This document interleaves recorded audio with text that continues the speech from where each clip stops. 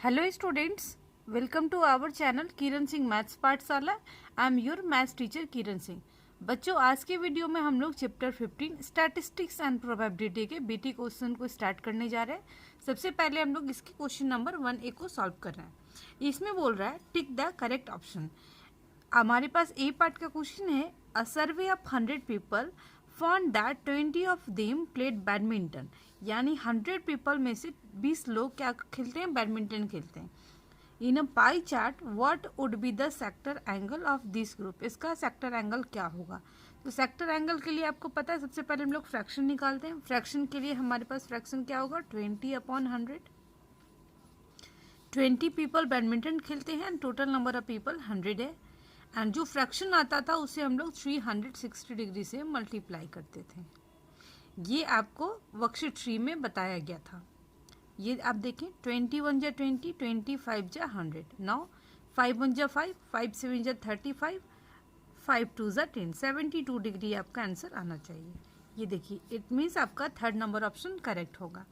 अब हमारे पास बी पार्ट का क्वेश्चन है, representing data graphically in the form of rectangles with no gap between the successive rectangles is called.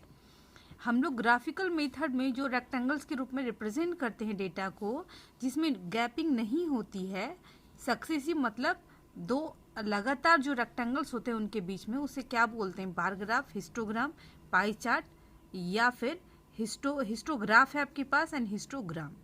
तो हम लोग इसको क्या बोलते हैं, हिस्टोग्राम बोलते हैं। बार ग्राफ में गैपिंग होता है। ये हमारा हो जाएगा आंसर हिस्टोग्राम। इसमें आपके बुक में आंसर हिस्टोग्राम ही लिखा है, बट बी नंबर ऑप्शन लिखा है। तो बी नंबर का आंसर आपका हिस्टोग्राम होगा।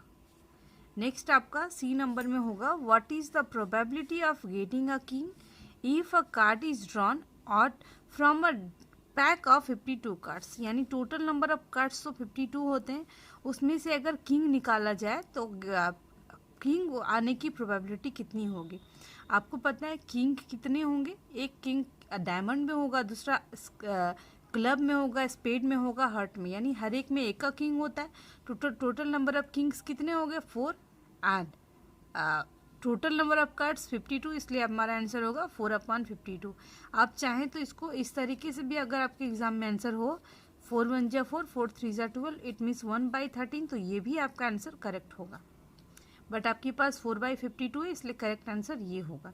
अब आपके पास डी नंबर में क्वेश्चन है, अ हिस्टोग्राम हैज। हिस्टोग्राम में क्या होता है, frequencies as height, class interval as height, frequencies as basis, frequencies as both basis and height. आपको पता होगा, हम लोग हिस्टोग्राम जब बनाते थे इस तरीके से, ये हमारा एक्स एक्सिस था, वाई एक्सिस, एक्स एक्सिस के लॉन्ग क्लास इंटरवल रिप्रेजेंट करते थे एंड वाई एक्सिस के लॉन्ग फ्रीक्वेंसी हम लोग रिप्रेजेंट करते थे। तो हमारे पास फ्रीक्वेंसी क्या है, ये हाइट है ना, ये हाइट है। ये फ्रीक्वेंसी जितनी ज़्यादा होती थी उतना ही हमारे पास हिस्टोग्राम का हाइट ज़्यादा होता था, इसलिए हमारा फर्स्ट नंबर ऑप्शन करेक्ट होगा, फ्रीक्वेंसीज एज हाइट। अब हमारे पास ई नंबर में क्वेश्चन है, इसमें बोल रहा है, the possible number of outcomes if the coin is tossed twice are. अगर एक कॉइन को 2 बार उछाला जाए तो उसकी आउटकम्स आने का जो पॉसिबिलिटी होगा या पॉसिबल आउटकम्स कितने होंगे। आपको पता है, आप यहाँ पे देख लें, अगर आप एक कॉइन को टॉस करेंगे तो आपके पास हेड एंड टेल आ सकता है, देख लीजिए। दूसरे कॉइन को भी अगर आप टॉस करेंगे तो हेड एंड टेल। तो इस तरीके से पेयरिंग बनेगा हमारे पास एच एच, देख लीजिए इस तरीके से बनता है एच एच। दूसरा एच टी बनेगा, फिर इसके साथ पेयरिंग होगा टी एच बनेगा एंड लास्ट में हमारे पास टी टी बनेगा। अब देखिए 1 2 3 4, यानी 4 आउटकम्स होंगे। ऐसी पॉसिबिलिटी है कि हो सकता है दोनों कॉइन पे हेड हो, एक कॉइन पे हेड दूसरे पे टेल हो। फिर थर्ड पॉसिबिलिटी हो सकती है कि एक कॉइन पे टेल एंड दूसरे पे हेड हो। एंड फोर्थ पॉसिबिलिटी हमारे पास हो सकती है कि दोनों पे टेल हो। बच्चों, इस तरीके से हमारा बीटी का क्वेश्चन नंबर 1 कंप्लीट हो गया। अब हम लोग इसके बीटी के क्वेश्चन नंबर बी को सॉल्व करते हैं। इसमें बोल रहा है कि आंसर द फॉलोइंग क्वेश्चंस। जो क्वेश्चंस हमारे पास है उसमें सबके हमें आंसर देने हैं। फॉर ए नंबर क्वेश्चन बोल रहा है a letter is chosen from the word probability, probability से लेटर चुना गया है, what is the probability that it is a vowel, तो वॉवेल आने की प्रोबेबिलिटी कितनी होगी, हम लोग इसको सॉल्व करेंगे। ये देखिए हमारे पास ये वर्ड प्रोबेबिलिटी है, इसमें क्वेश्चन पूछ रहा है probability of getting vowel equal to question mark, vowel आने की प्रोबेबिलिटी क्या होगी। तो हम लोग सबसे पहले वॉवेल्स को अंडरलाइन कर लेते हैं। आप देखें आपके पास ओ वॉवेल होगा, ए वॉवेल होगा, उसके बाद आई वॉवेल होगा, फिर से आई वॉवेल होगा, और आपके पास है क्या, देख लीजिए ओ ए आई आई, ये हमारे पास सारे के सारे वॉवेल्स हैं, ये हमारे पास वॉवेल्स हो गए। तो हम लोग क्या लिखेंगे, ये आपका सॉल्यूशन है, इसमें लिखेंगे टोटल नंबर ऑफ पॉसिबल आपका आउटकम्स आपके पास कितना है, total number of possible outcomes, possible outcomes आपके पास आ गया। यहाँ पर देखिए 1 2 3 4 5 6 7 8 9 10 11, इट मीन्स 11। अब number of favourable outcomes, number of favourable outcomes, आपको पता है फेवरेबल आउटकम्स किसको बोला जाता था, जो क्वेश्चन में पूछा जाता था वॉवेल्स, तो वॉवेल्स आपके पास कितनी टाइम्स आया 1 2 3 4, तो आपके पास 4 आ गया। तो इसकी प्रोबेबिलिटी कितनी हो जाएगी, P E equal to number of favourable outcomes, number of favourable outcomes upon total number of possible outcomes, total number of possible outcomes. तो पीई इक्वल टू आप देखें ये फेवरेबल आउटकम्स 4 है एंड पॉसिबल आउटकम्स 11, तो आपका आंसर हो जाएगा 4/11।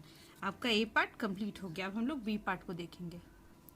अब हमारे पास बी पार्ट में क्वेश्चन है, इसमें बोल रहा है heights of 20 saplings in a nursery is noted as in centimetre, यानी सैपलिंग छोटे छोटे जो पौधे हैं उसे सैपलिंग बोलते हैं। 20 सैपलिंग्स दिए हुए हैं नर्सरी में जिनका हाइट आपके पास दिया हुआ है।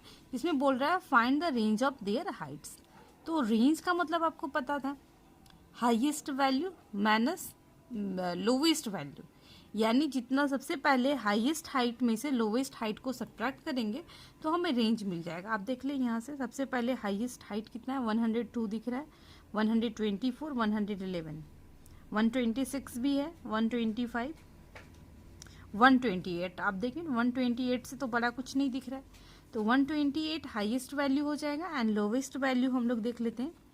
लोवेस्ट वैल्यू हमारे पास कितना है, लोवेस्ट वैल्यू हमारे पास 79 है। इस प्लेस पे आप देखें 72, 72 से तो छोटा दिख नहीं रहा है, तो हमारे पास रेंज क्या हो जाएगा, highest height minus lowest height equal to 128 minus 72, ये हमारा रेंज आ जाएगा। देखिए रेंज इक्वल टू आपके पास हो जाएगा हाईएस्ट हाइट,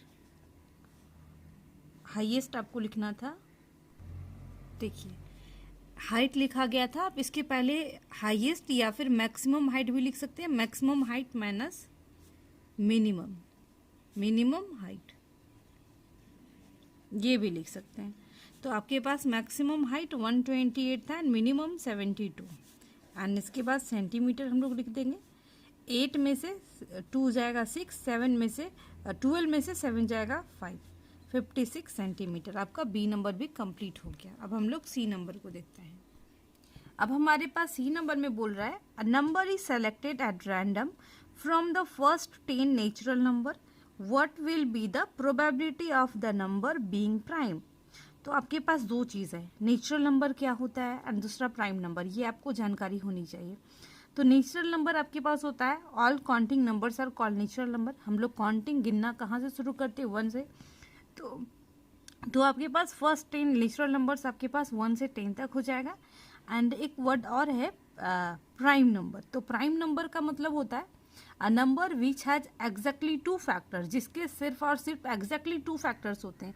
इट मीन्स वैसा नंबर जो सिर्फ खुद से डिविजिबल होता है एंड 1 से डिविजिबल होता है, वैसे नंबर्स को प्राइम नंबर बोला जाता है। तो हमें ये प्राइम नंबर की प्रोबेबिलिटी कितनी होगी ये हमें निकालना है। अब देखें सबसे पहले हम लिखेंगे first first 10 natural number. Natural numbers आपके पास हो जाएगा 1 2 3 4 5 6 7 8 9 10। ये आपके पास 10 हो गया। अब हमारे पास बोल रहा है प्राइम नंबर। प्राइम नंबर को ही ये total number of possible outcomes आपका हो जाएगा। Total number of possible outcomes and ये प्राइम नंबर आपके पास हो जाएगा फेवरेबल आउटकम्स, क्योंकि यही पूछा गया है, फेवरेबल आउटकम्स। प्राइम नंबर जिसके 2 फैक्टर्स हैं, आप यहाँ से देख सकते हैं 2 के कितने फैक्टर्स होंगे, एक 1 होगा, ये 1 से डिविजिबल होगा एंड 2 से, यानी ये प्राइम नंबर है। आप 3 भी देखें, 3 भी क्या होगा, 1 से डिविजिबल होगा एंड 3 से डिविजिबल होगा। इट मीन्स इसके भी 2 फैक्टर्स हो गए। अब 4 तो नहीं होगा, 4 क्योंकि 1 से भी डिविजिबल है, 2 से भी, 3 से भी, ये हमारा प्राइम नंबर नहीं होगा। सिमिलरली 5 होगा, क्योंकि ये 1 के टेबल में एंड 5 के टेबल में आता है। नेक्स्ट आपके पास क्या होगा, 7 होगा। 7 भी 1 एंड 7 के टेबल में आता है, बाकी 8 9 10 ये सब नहीं होगा। 9 भी 1 के टेबल में आता है, 3 एंड 9। तो हमारे पास हो गए प्राइम नंबर्स हो गए 2 3 5 7। इट मीन्स 4 हो गए। तो इसी की प्रोबेबिलिटी निकालने बोल रहा था। तो PE इक्वल टू, आप इसके पहले वाले क्वेश्चन में जो फर्स्ट नंबर में जो फॉर्मूला लिखवाया गया था, number of favourable outcomes upon total number of possible outcomes, आप वो लिख सकते हैं।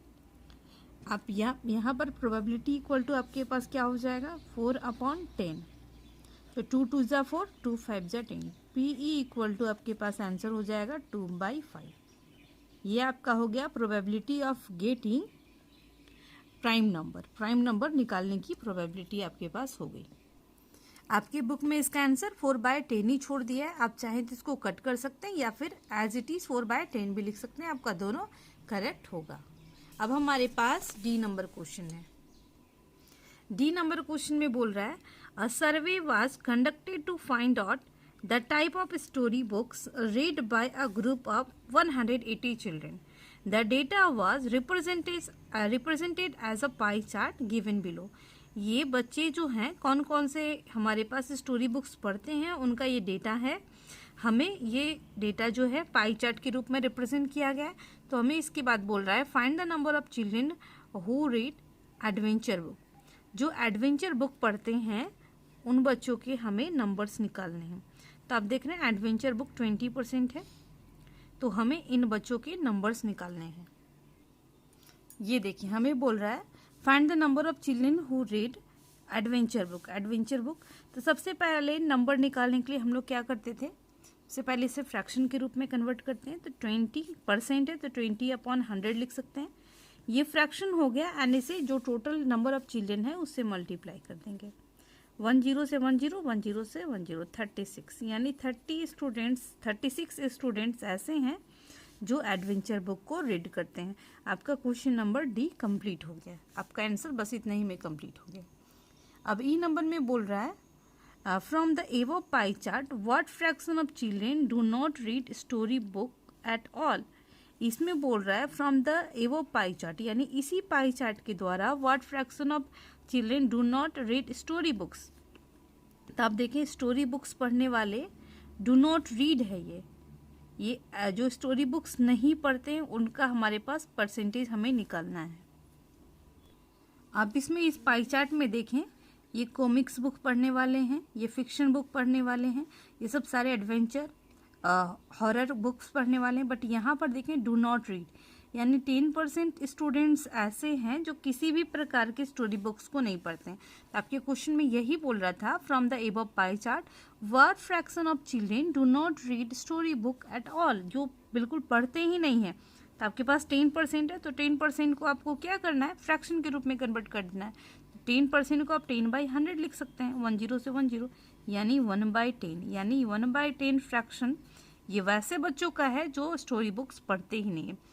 बच्चों इस तरीके से आपका बीटी का question number 1A and 1B दोनों कंप्लीट हो गया। नेक्स्ट वीडियो में हम लोग इसके आगे के क्वेश्चंस को सॉल्व करेंगे। Thanks for watching me.